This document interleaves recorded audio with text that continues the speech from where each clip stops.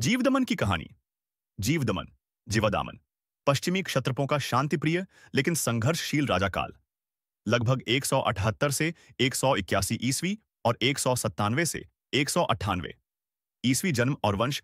जीवदमन प्रसिद्ध शक वेस्टर्न क्षत्रापा वंश के राजा चष्टन चस्ताना का पौत्र और जयदमन जायदमान का पुत्र था। वह कार्दमक वंश कर्दमाका डायनेस्टी से संबंधित था, जो पश्चिमी क्षत्रपों की सबसे स्थिर और शक्तिशाली शाखा मानी जाती थी।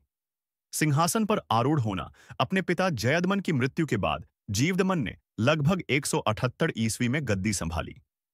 उस समय शक राज्य की राजधानी उज्जैन और सौराष्ट्र क्षेत्र थी। राज्य की स्थिति थोड़ी अस्थिर थी। एक ओर सातवाहन साम्राज्य दक्षिण से दबाव बना रहा था और दूसरी ओर उत्तर पश्चिम से कुछ छोटे स्थानीय शासक स्वतंत्रता पाने की कोशिश कर रहे थे। शासनकाल और नीतियां। जीवदमन एक शांतिप्रिय, धार्मिक और न्यायप्रिय राजा था।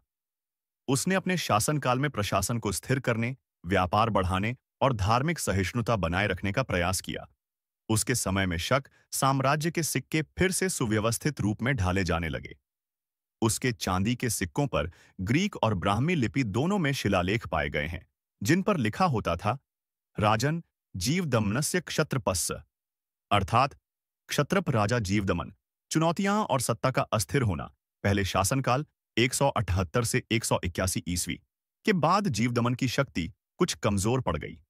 लगभग 181 ईस्वी में उसे सत्ता से हटना पड़ा, संभवतः रुद्रसिंह प्रथम रुद्रसिम्हा आय या किसी अन्य शक कुलीन द्वारा। लेकिन कुछ वर्षों बाद लगभग 197 से 198 ईस्वी में जीवदमन ने फिर से राज्य की गद्दी संभाली। इसलिए इतिहास में उसके दो शासनकाल बताए जाते हैं। यह इस बात का प्रमाण है कि वह न केवल बुद्धिमान बल्कि दृढ़ इच्छा शक्ति वाला राजा था, जो अपने खोए हुए राज्य को वापस पाने में सफल रहा। मृत्यु और उत्तराधिकारी जीवदमन की मृत्यु के बाद रुद्रसिंह प्रथम रुद्रसिंहा एक ने सत्ता संभाली और शक साम्राज्य को आगे बढ़ाया। जीवदमन के शासन को स्थिरता का पुल कहा जाता है, क्योंकि उसके बाद क्षत्रप वंश ने फिर से ताकत पाई और अगले 100 वर्षों तक पश्चिमी भारत पर शासन किया। ऐतिहासिक महत्व।